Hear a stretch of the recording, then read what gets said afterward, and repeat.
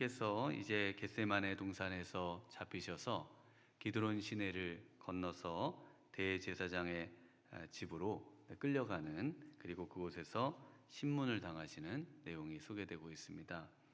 그리고 역시 멀찍이 예수님을 따랐던 베드로는 예수님의 말씀처럼 세 번, 닭이 두 번 울기 전에 예수님을 부인하고 통곡하는 장면으로 오늘 말씀이 끝나고 있습니다. 네, 우리 예수님께서 지금 이 잡혀가신 이곳 대제사장의 집인데요. 지금 이곳에는 갈리칸투라고 하는 교회가 세워져 있습니다. 갈리칸투라고 하는 뜻은 갈루스라고 하는 수탉이 운다는 뜻입니다. 그래서 수탉이 울어서 베드로가 예수님을 세 번이나 부인했던 그 교회를 이제 이 내용을 나타내면서 교회를 세웠고, 그래서 그곳에는 항상 가서 볼 때마다 그 십자가 위에 수탉이 있어요. 그래서 십자가 위에 수탉을 이렇게 새겨놔가지고 이 베드로가 예수님을 부인했던 것을 떠올리면서 우리 자신들의 모습을 또 한번 생각해 볼 수 있도록 그렇게 만들어져 있습니다. 또 이곳에는 특징이 그 던전이라고 불리는 지하 감옥이 또 있습니다. 그래서 이 지하 감옥에 우리 예수님께서 갇혀 계셨을 것으로 추정되고, 정말 그 사람을 밧줄에 달아서 내려서 그 어둡고 캄캄한, 그리고 사람의 그런 뼈나 뭐 이런 아주 있기 힘든 그런 감옥에 우리 예수님께서 이곳에 갇혀 계셨던 것으로 알려져 있습니다. 네, 오늘 우리 예수님을 이제 죽이기로 작정한 사람들의 어떤 모습을 너무나 잘 보여주고 있고요. 그리고 또 예수님을 세 번이나 부인했던 베드로의 모습을 통해서 또 우리 자신이 우리 예수님을 정말 이런 상황에서 과연 부인하지 않을 수 있을까? 정말 이런 상황에서도 예수님을 따를 수 있을까? 이런 것들을 깊이 묵상하면서 우리 예수님께서 그럼에도 불구하고 인류를 사랑하시고 또 베드로를 또 역시 세우시는 귀한 은혜들을 경험하시는 이 아침 되시기를 바랍니다. 네, 먼저 우리 예수님을 끌고 대제사장에게로 가고, 그곳에 가보니까 어떤 사람들이 있는가 하면은 53절에 보시면은 대제사장들과 장로들과 서기관들이 다 모여 있다라고 말하고 있습니다. 이 대제사장들과 장로들과 서기관들을 뭐라고 부르는가 하면은 55절에 보시면은 온 공회다 이렇게 부릅니다. 그 유대의 가장 유력한 사람들, 그리고 유대의 모든 사법, 행정, 뭐 이 기타 모든 것을 처리할 수 있는 바로 그 최고 기관인 산헤드린 공회를 말하고 있습니다. 그래서 우리 예수님을 이제 죽이려고 이 공회가 소집이 됐는데요. 이 공회의 소집은 불법이죠. 왜냐하면 이 공회는 항상 낮에만 열리게 되어 있습니다. 특히나 어떤 공판을 열 때는 무조건 낮에 여는 거예요. 그래서 우리가 어떤 일들에 기습적으로 처리되는 것들을 보면은 이게 뭔가 문제가 있다라는 것을 느끼실 겁니다. 그래서 이 불법적인 모임을 지금 이 야밤에 가지고 있는 겁니다. 그래서 이 한 번도 이 밤에 모여본 적이 없을 뿐만 아니라요, 한 번도 이 공회는 그 예루살렘 성전 안에 이 북쪽에 위치해 있는 산헤드린 공회가 모이는 방이 따로 있습니다. 거기에 71명이 이제 모여서 이제 여러 가지 논의를 하는데, 이렇게 지금 대제사장의 집에 새벽에 모여가지고 뭘 한다, 좀 뭔가 느낌이 좀 다르시죠? 네, 그래서 이 산헤드린 공회에서 그 23명이 가결하면은 그 어떤 일들이 처리가 되게 되어 있습니다.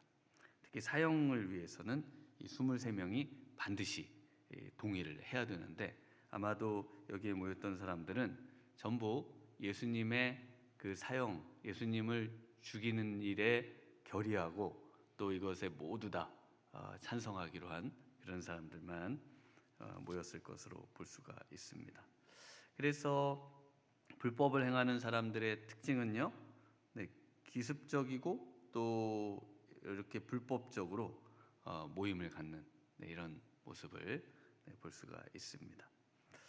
그리고 또 이 불법적인 그런 모임, 또 불법을 행하는 사람들의 또 특징은 뭐냐면요, 우리 56절을 한번 같이 읽어보겠습니다. 56절입니다.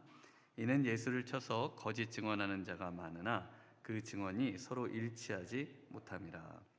네, 일단은 하나님의 말씀을 어깁니다. 거짓 증언을 한다. 거짓 증언은 10계명 중에 9계명에 내 이웃을 향해서 거짓 증언하지 말라, 분명히 성경에 나와 있지 않습니까? 그런데 성경의 말씀을 누구보다 잘 알고 하나님의 법을 이 땅에 구현하기 위해 세워주신 이스라엘 민족이며 또 그곳의 수장들이라고 할 수 있는 산헤드린 공회원들이 오히려 예수님을 죽이기 위해서 하나님의 말씀을 어기고 불법을 서슴지 않고 행하는 이런 모습을 볼 수가 있습니다. 그래서 이렇게 불법을 행하는 모습은요, 그 증언이 서로 일치하지를 않습니다. 이것이 거짓 증언의 특징이에요. 뭐가 안 맞아요. 앞뒤가 안 맞습니다. 그래서 그 다음에도 또 증언한 사람들이 와서 계속해서 거짓 증언을 하죠. 그런데 그래서 어떤 사람은 손으로 지은 이 성전을 내가 헐고 손으로 짓지 아니한 다른 성전을 지을 것이다, 이런 이야기들을 하는데도 59절에 보시면 그 증언은 서로 일치하지 않습니다. 안 맞아요. 일치하지 않습니다. 그래서 일치하지 않는 것이 바로 그 거짓인 것이죠. 그런데 우리 예수님의 부활은 어떻습니까? 그 본 사람, 모든 사람의 말이 다 일치합니다. 그 본 모든 것이 다 일치하고 어디 하나 틀리지를 않게 되어 있어요. 그래서 이 부활은 너무나 확실하고 우리가 신뢰할 만하고 믿을 만하고, 더 나아가서 이 부활이 정말 부활의 주님이 계시는가 할 때 그분께서 찾아오셔서 우리를 만나주시는 그런 은혜까지도 주시는 것이죠. 네, 그리고 또 우리 예수님께서 이런 사람들 속에서 계속해서 신문을 받으시면서요, 그리고는 이 대제사장이 우리 예수님에게 이제 여러 가지를 또 쳐서 묻습니다. 그때 예수님께서 이제 자신이 바로 이 땅에 오신 바로 그리스도임을 분명히 62절에 말씀을 하시고, 그리고 앞으로 정말 권능의 능력으로 이제 이 땅에 다시 오실, 구름을 타고 오실 것을 말씀을 하십니다. 그러면서 그 대제사장의 옷을 찢고, 그리고 모든 사람들이 그 신성모독으로 간주하고, 그리고는 이제 사형에 처하기로 결의를 하는 내용이 64절. 그리고 사형에 처해지는 그런 사람이기 때문에 그에 걸맞는 그런 이제 행동을 65절에 우리 예수님에게 침을 뱉고 또 얼굴을 가리고 주먹으로 치고 또 하인들까지도 그 신분이 낮은 그런 사람들까지도 우리 예수님의 면상을 막 손바닥으로 때리는 그런 일들을 하고 있습니다. 그래서 이 불법을 행하는 사람들의 특징은요, 이미 결정해 놓고 회의를 하는 것이죠. 회의를 해서 결정을 하는 것이 아니고 결정을 하고 회의를 하는 겁니다.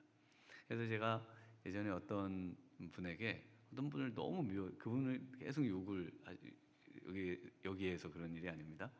그래서 제가 여쭤봤어요. 왜 그렇게 그분이 싫으세요? 그 뭐가 그렇게 문제가 있을까요? 그분의 뭐 여쭤봤더니 그냥 싫대요. 그래서 이미 싫어하기로 작정을 했어요. 이분은 보니까 그분이 뭘 잘하든 뭐 아무 상관이 없어요. 그냥 싫어하기로 이미 마음에 딱 그 결정을 해놔가지고 그냥 그 사람이 이 땅에 존재하는 것 자체가 싫은 거예요.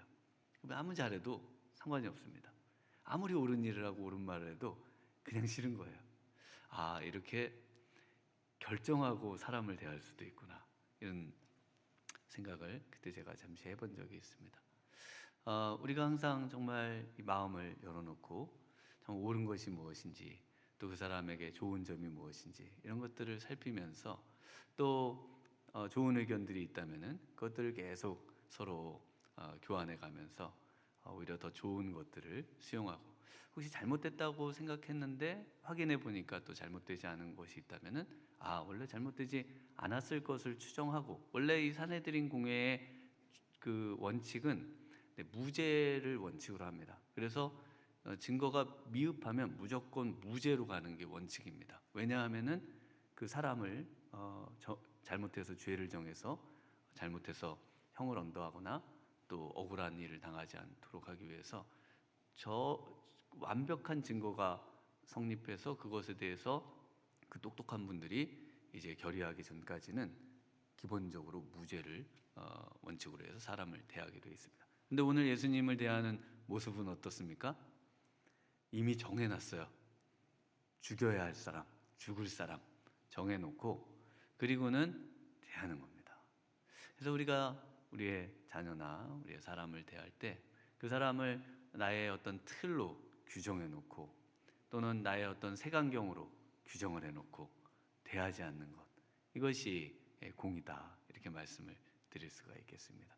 너는 이것밖에 안 돼, 우리 자녀를 볼 때 너는 이 이상 되지 않을 거야, 이런 어떤 선입견을 막 갖고 대한다면은 우리 자녀들이 그 마음에 또 큰 상처를 받게 되는 것이죠. 그럼에도 불구하고 우리 예수님은요, 그런 증언들에 대해서 한마디 대답을 하지 않으시고, 또 증언하면 불리할 내용에 대해서는 아주 적극적으로 증언을 하시고, 도대체 우리 예수님은 왜 이렇게 불리한 일을 행하고 계시는가? 우리 예수님은 이렇게 61절에 대답해야 될 때는 대답하지 않으시고 대답을 안 하는 게 유리할 것 같은 때는 오히려 대답하시는 이유에 대해서 이사야서 53장 7절에 이렇게 말씀을 하시죠. 우리는 다 양 같아서 그릇 행하여 각기 제 길로 갔거늘 여호와께서는 우리 모두의 죄악을 그에게 담당시키셨도다. 그가 곤욕을 당하여 괴로울 때에도 그의 입을 열지 아니하였으며 마치 도수장으로 끌려가는 어린 양과 털 깎는 자 앞에서 잠잠한 양같이 그의 입을 열지 아니하였도다. 그래서 우리 예수님께서는 우리의 죄를 지고 이제 유월절에 어린 양이 되시고 세상 죄를 지고 가는 어린 양이 되셔야 되기 때문에 그 앞에서 그 어떤 말도 하지 않으시고, 또 자신에게 당하는 모든 것들을 그저 다 당하시는 그런 모습으로 보여주고 있습니다. 우리 멀찍이 베드로, 우리 예수님을 따랐던 이 베드로가 결국 우리 예수님의 말씀처럼 3번 예수님을 부인했습니다. 왜 3번 예수님을 결국 했을까? 물론 우리 예수님이 이미 예언을 하셨죠. 예언하신 대로 우리 예수님의 말씀대로 그렇게 되었습니다. 우리 예수님이 이 말씀을 하셨을 때 베드로가 한 번쯤 자신을 돌아보고 예수님의 말씀에 근거해서 자신을 성찰해 봤다면 어땠을까, 이런 생각이 듭니다. 그러나 베드로가 3번 부인할 수밖에 없었던 이유를 보면요, 역시 첫 번째는 자만한 것이죠. 그래서 자만해서 우리 예수님, 나는 절대로 부인하지 않을 것이다 라고 그렇게 생각한 것입니다. 그래서 고린도전서 10장 12절에 그런즉 선줄로 생각하는 자는 넘어질까 조심하라. 여러분 한번 가만히 생각해 보면 나는 절대 그 죄를 짓지 않을 수 있어 라고 생각했을 때 그때 여지없이 그 부분에서 딱 넘어지는 모습을 경험 안 해보셨나요? 안 해보셨어요? 저는 많이 해봤거든요. 난 분명히 야 어떻게 저는 그럴 순 없어. 그랬는데 하나님께서 저를 너도 똑같잖아 그러시면서 그 부분에 저도 넘어지는. 그래서 선줄로 생각하면은 넘어질까 조심을 해야 되는 것입니다. 그래서 우리 베드로가요 자신은 뭐라고 얘기를 했는가 하면요 마가복음 14장 29절에 보면은 베드로가 여짜오되 다 버릴지라도 나는 그러하지 않겠나이다. 우리 예수님께서 분명히 제자들에게 너희가 나를 다 버릴 것이다. 이것이 성경에 기록되어 있는 대로 성취될 것이다. 라고 말씀하셨을 때 베드로는 절대 안 버린다는 겁니다. 그러니까 우리 예수님께서 내가 진실로 내게 이르노니 오늘 이 밤 닭이 2번 울기 전에 내가 3번 나를 부인하리라. 베드로가 힘있게 말하되 내가 주와 함께 죽을지언정 주를 부인하지 않겠나이다 하고 모든 제자도 이와 같이 말하니라. 네, 그래서 이 베드로는 그 기고만장해져서요. 예수님은 부인한다고 하셨는데 자신은 절대 부인하지 않을 것이라고 결심을 했죠. 그리고 그렇게 될 줄 알았습니다. 그래서 예수님을 멀찍이 따라오는 거예요. 예수님을 멀찍이 안 따라와도 되잖아요. 그런데 내가 부인하지 않고 예수님과 함께 죽겠다고 말했던 그 말을 지켜야 되니까 그 말로 인해서 예수님을 따라왔으나 결국 기고만장한 그 베드로는 여지없이 무너진 겁니다. 그래서 우리는 우리의 강함을 자랑하는 것이 아닙니다. 신앙은요 나의 어떤 능력치가 믿음으로 발현되는 것이 아니라 우리의 할 수 없음에도 불구하고 그분을 철저하게 의지함으로 하루하루 정말 그분의 힘으로 살아가는 것임을 고백하는 것입니다. 오늘 이 아침에도 기도하실 때에 정말 나는 부족하고 연약하고 또 오늘도 어김없이 넘어지지만 그러나 우리 주님과 함께 납작 엎드려서 정말 주님의 은혜를 힘입어 오늘도 믿음으로 승리하기를 원합니다 라고 기도하는 것인 줄 믿습니다. 네, 우리 베드로가 또 역시 이렇게 3번이나 부인한 모습은요 역시 고집을 계속 피우죠. 네, 우리 그 불 쬐고 있다가요 이제 그 멀찍이 따라가 있을 때 이제 여종 하나가 와서 베드로 나사렛 예수와 함께 있었던 제자 맞지? 이러니까 우리 베드로가 뭐라고 하는가 하면은 68절인데 우리 한번 같이 읽어보겠습니다. 베드로가 부인하여 이르되 나는 내가 말하는 것이 무엇인지 알지도 못하고 깨닫지도 못하겠노라 하며 앞들로 나갈세. 네, 베드로가 뭐라고 하는가 하면요 나는 내가 말하는 것이 무엇인지 그 다음에 이제 깨닫지 못하겠노라 이렇게 되고요 나는 그를 알지도 못하고 내가 말하는 것이 무엇인지 깨닫지도 못하겠노라 이렇게 이해하시면 됩니다. 그러니까 예수님을 만나본 적도 없다는 거예요. 난 그 사람이 누군지도 모르는 사람인데요. 여러분이 저를 그럼 그분을 누군지도 모르는데요. 이렇게 말하는 거하고 똑같습니다. 그래서 지금 너는 예수님과 함께 있었던 사람이다. 그러니까 그게 무슨 말인지 도대체 이해할 수가 없네요. 이렇게 예수님을 알지를 못하니까 예수님과 함께 있었다는 말 자체가 성립이 안 되죠.